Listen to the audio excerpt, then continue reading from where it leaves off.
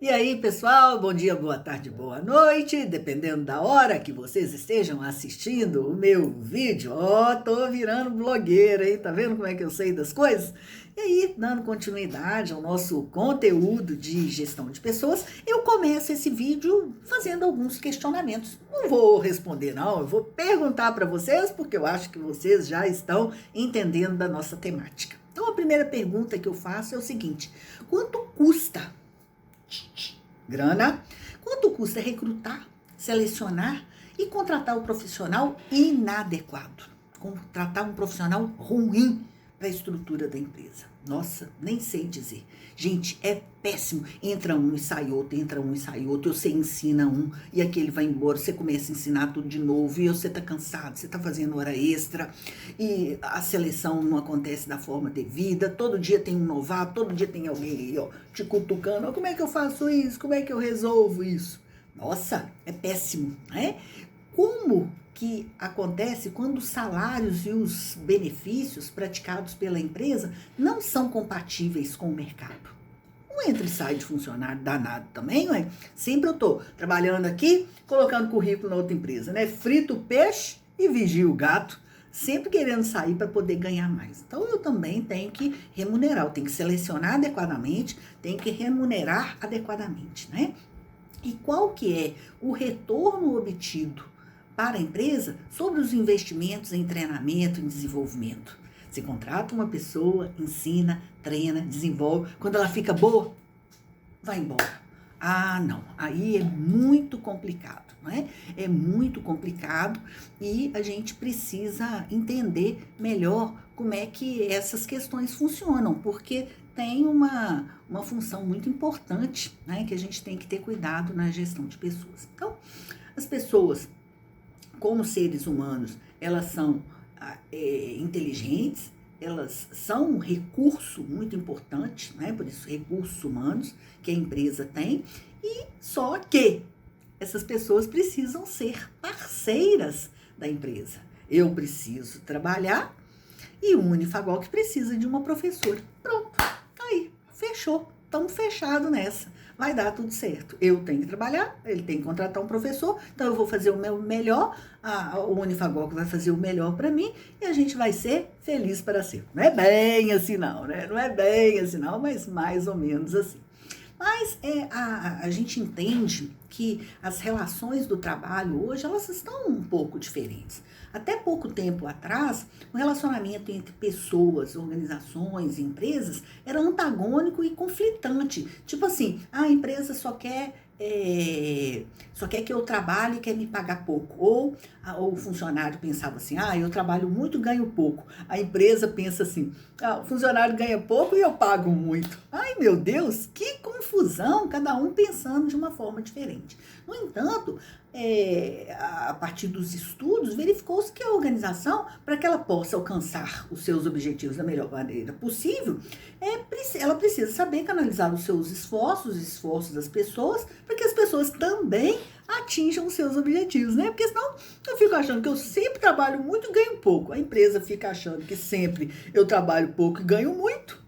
Nós vamos estar sempre em desacordo, né? Um processo bastante antagônico, então isso não pode acontecer. Porque a gente sabe que a relação existente entre a empresa, né? Desculpa, e as pessoas é uma relação de trabalho, né? E se eu tenho que trabalhar, não tem jeito, né? Tem que aos boletos, né? Quem aí na turma é boleto pago? Tem essa moda agora, né? O boleto pago, né? Quem é boleto pago tá jóia. Quem não é boleto pago tem que trabalhar, né? Então, um outro autor também, que ele é muito interessante, o Lacombe, ele fala o seguinte, que ele considera o trabalho como sendo uma parte essencial da nossa vida, da vida do homem, né? Que somos seres sociais, porque é onde a gente tira o nosso sustento, é onde a gente convive, né? Nessa questão da pandemia, quando nós ficamos afastados das pessoas, que saudade, né? Saudade até de brigar. as relações, né, o desenvolvimento, a sua posição social, aquilo que você gosta. Então é muito importante, né? Além do contrato que a gente assina, da carteira assinada, a gente tem um contrato psicológico com a empresa que a gente trabalha, né? Nós acabamos tendo muita afinidade com os nossos colegas, com as pessoas. Então, manter esse relacionamento profissional é muito interessante. Ficar de férias é ótimo, né? Adoro férias, adoro. Mas a vida ser o tempo inteiro férias, né? E principalmente se for férias sem dinheiro, aí que não vai funcionar de verdade, né? Então nós temos entender essa relação que é muito importante da organização. A empresa precisa da gente e a gente também precisa trabalhar. E existem expectativas, né? A gente, como funcionário, a gente tem várias expectativas em relação à empresa que nós venhamos a trabalhar. A gente pensa assim, que seja um lugar massa, que seja um lugar legal para trabalhar, que eu tenha recompensa, que eu tenha um salário de mercado, né? Não significa que o salário ele é bom, é muito ou pouco, mas que seja o salário que é pago pelo mercado, que eu tenha oportunidade de crescer na carreira, participar nas decisões, dar a minha opinião, ter camaradagem, ter o coleguismo, também ter momentos de alegria, momentos de estresse, né? Tem dia que o bicho pega. Nossa, é complicado demais. Que eu tenho até que buscar a minha qualidade de vida de trabalho, porque se todo dia o bicho pega, realmente é complicado, né? Mas também que eu tenha amizades, que eu tenha o coleguismo, né? Eu acho que é melhor, que a gente tenha camaradagem, então tudo isso é muito importante. Só eu penso, né, em tudo isso, que eu quero tudo isso, né? Um lugar para crescer, que eu ganhe e tal, não sei o quê. Mas a empresa também, ela tem as suas expectativas, né? Ela quer que eu tenha foco, que eu pegue o serviço, faça até o final, faça bem feito e entregue o resultado. Eu quero que a empresa quer que tenha foco no cliente, que atinja os resultados, que tenha uma melhoria, o desenvolvimento contínuo, né? Todo dia eu posso ser um pouco melhor do que eu fui ontem, que eu tenha um bom relacionamento, que eu seja participativo, que eu seja comprometido, que eu tenho ética, né? Claro, né? Ética todo mundo tem que ter. Que eu tenha responsabilidade, enfim. O funcionário, ele tem muitas expectativas em relação à empresa, mas a empresa também tem muitas expectativas em relação ao funcionário. Por quê? Eu disse para vocês quando eu comecei esse vídeo. Se a empresa erra com o funcionário, o prejuízo é muito grande. Ela tem que contratar outra pessoa. Então, quando a gente chega na empresa, a gente chega assim, ai meu Deus do céu, graças a Deus consegui um emprego. A empresa, ai meu Deus do céu, graças a Deus consegui um bom funcionário. Então a relação, ela é muito recíproca, né? E a gente tem que entender isso de uma forma positiva, né? Então, eu tenho expectativa em relação ao Unifagoc, mas o Unifagoc também tem expectativa em relação ao meu trabalho, principalmente se vocês estão gostando, porque se o aluno reclamar, o Unifagoc não vai gostar de mim, né? Então, a gestão de pessoas, ela passou por um processo longo, né? Primeiro era mais a parte do departamento pessoal, a parte mais contábil, a parte mais legal, depois passamos por uma era bastante tecnicista, administrativa, e agora a gente está vivendo uma gestão de pessoas estratégica, tá certo? Eu tenho que pensar estrategicamente. Qualquer investimento que eu for fazer, qualquer mudança que eu for fazer, qualquer abertura de uma nova empresa, um novo ponto, tudo tem que ter gente, né? Então, os recursos humanos hoje, ele é muito estratégico, ele tem que ter em primeiro lugar. Não adianta eu comprar um computador ou uma máquina de 300 mil euros que faz isso, que faz aquilo, se eu não tiver alguém para operar. Não tem jeito. Então, recursos humanos hoje é muito estratégico. Diferentemente do que muita gente já tem um conhecimento, que é o departamento pessoal, porque nem toda empresa tem RH, mas toda empresa tem um departamento pessoal, seja na própria empresa ou terceirizado através de um escritório de contabilidade. Se a empresa ela tem um porte maior, ela vai ter alguém que vai cuidar do seu departamento pessoal internamente. Se ela tem um porte menor, não justifica que ela tenha um departamento pessoal estruturado dentro da empresa. Aí o que ela faz? Terceiriza, contratando a galera de contábeis na grande maioria das vezes, né?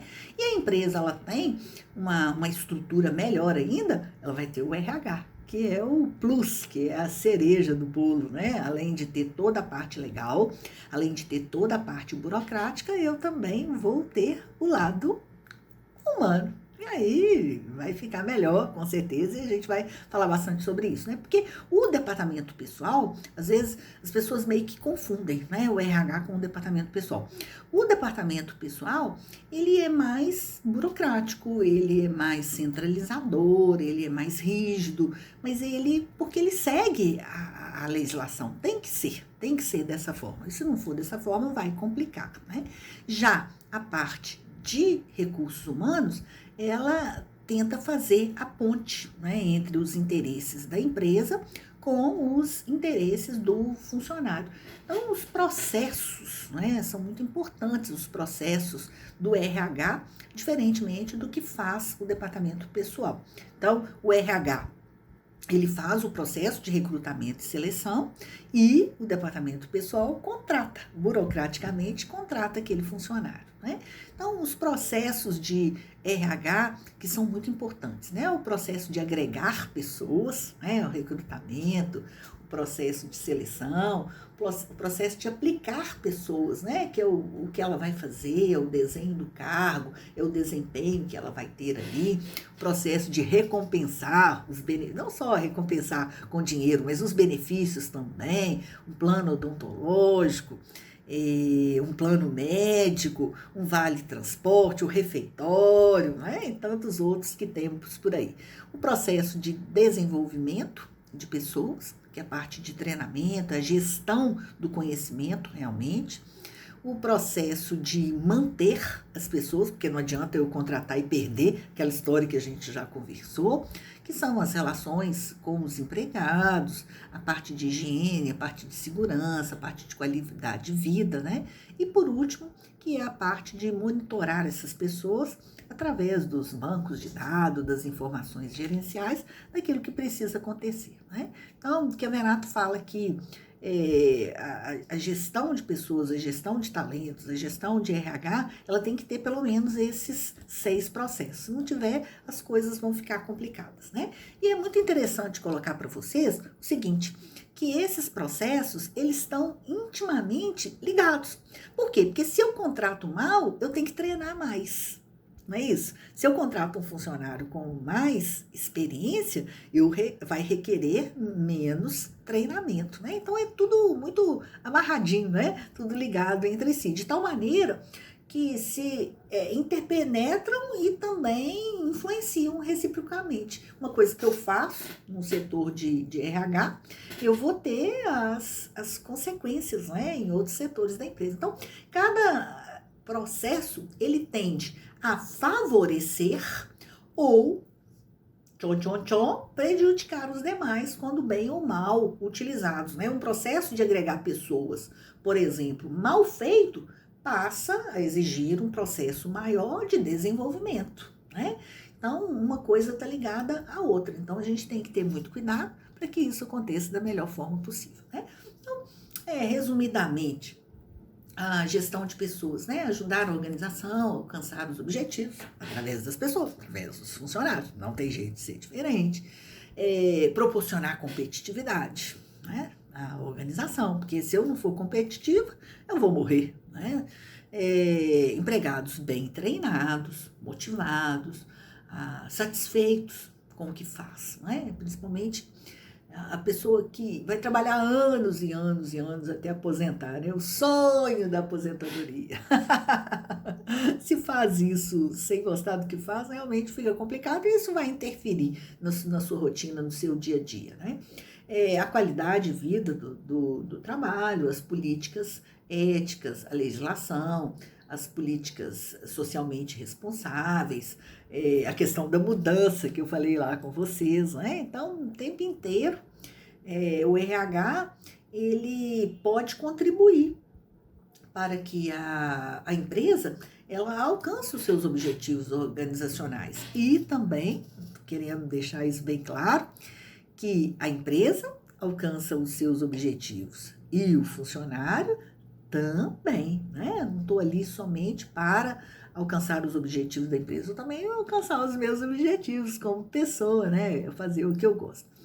E uma das coisas que tem um reflexo muito grande na gestão de pessoas são duas temáticas, né, que nós iremos discutir bastante, que é a questão do absenteísmo, que é o funcionário falta, mas ou não está presente ali na empresa, mas por um motivo justificável, né? E isso acontece porque o funcionário ele vai ao médico, o funcionário ele tem que fazer um exame, o funcionário vai no dentista, o funcionário tem que ir na escola do filho, o funcionário tem que ir no fórum, o funcionário tem que ir no banco, o funcionário tem que ir na prefeitura, enfim, tem diversas situações justificadas que a empresa não pode contar com o funcionário. Então, é um negócio que a gente tem que começar a pensar, né? Porque nem todo dia eu tenho todo mundo ali ao mesmo tempo. Então, o absenteísmo, ele tem consequências muito grandes, né? Quando não existe essa assiduidade. E isso pode desencadear vários problemas, né, para a empresa, porque ela precisa do funcionário e ele não está ali, como é que as coisas vão ficar? E um outro item que é muito importante, que é muito discutido, muito pensado, muito estudado pelo setor de RH das empresas, que é a questão da rotatividade de pessoal, que é o resultado da saída de um funcionário e entrada de outro para poder substituir. E se esse índice de rotatividade ele fica muito alto, fica muito complicado, porque todo dia eu tenho gente nova, todo dia eu tenho que ensinar, todo dia eu tenho uma pessoa ali que está em fase de aprendizado, e isso traz muitos prejuízos para a empresa. Então, eu tenho que conter a minha rotatividade. Para isso, eu tenho que contratar bem, tenho que desenvolver, tenho que pagar. Aí eu tenho que seguir todos os 6 processos que a Venato ensinou para a gente lá atrás. Então, esse fluxo, né, de entrada e de saída, esses desligamentos, seja a empresa demitindo ou o funcionário pedindo demissão, tem que ser bastante estudado para as empresas, porque senão todo dia vai estar faltando gente. E aí eu vou estar sobrecarregando quem fica, né? Isso também é muito complicado. Então, tem muitas variáveis externas, muitas variáveis internas que fazem com que haja a rotatividade, mas a empresa tem que estar sempre pensando, né? Porque o custo de repor um funcionário, ele realmente é muito grande, né? Então, se a gente não contém isso, fica realmente complicado, tá bom? Então, vamos fazer atividade, vamos fazer exercício, principalmente o que eu quero discutir com vocês essas temáticas, saber da vida profissional de vocês, aquilo que se encaixa na teoria, para que a gente possa construir uma disciplina bastante prática, bastante interessante e a gente tenha altos papos na sala, tá bom? Ó, um beijo, tchau, tchau.